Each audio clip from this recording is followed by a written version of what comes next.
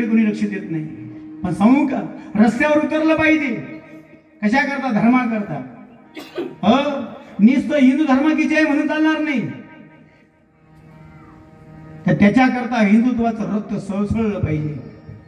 आणि रक्त सळसळण्याकरता महाराज संतांचे विचार अनुग्रहित केले पाहिजे. छत्रपती शिवाजी राजांनी कमरेला तलवार बांधली आणि वयाच्या 7व्या वर्षी जिजाबाईच्या बाजूला बसून सिंहासनावर पाटलाचं चौरण करणारा 7 वर्षाचा वीर बालपुत्र छत्रपती शिवाजी महाराज, हे धाडस कुठून आलं? तर हे धाडस माझ्या संतांच्या विचारातून आलं, माझ्या ज्ञानोबरांच्या ज्ञानेश्वरीतून आलं, माझ्या तुकोबाराच्या गाथेतून आलं, अरे रामदास स्वामीच्या भक्तीतून आलं. हे शौर्य आलं कुठून? मला तुकोबारा छत्रपतींच्या अंगामध्ये. म्हणून आज जगामध्ये छत्रपतीचा जय जयकार केला जातो.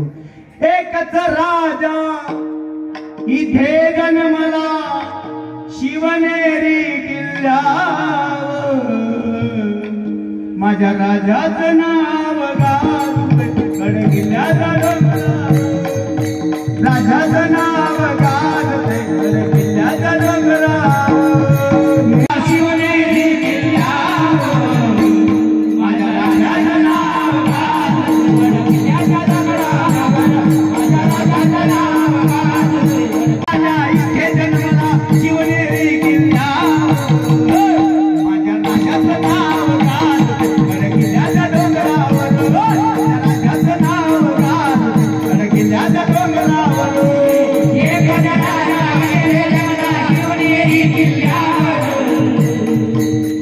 रक्षण करायचं असेल तर पहिले छत्रपती शिवाजी राजाला जाणलं पाहिजे. संत कुणाला म्हणतात? ज्याच्याकडे दया आहे, ज्याच्याकडे क्षमा आहे, आणि जो या जगापासून विरक्त आहे त्याला या जगामध्ये संत म्हणतात, असं मुक्ताबाई अभंगाच्या पहिल्या चरणात सांगतात.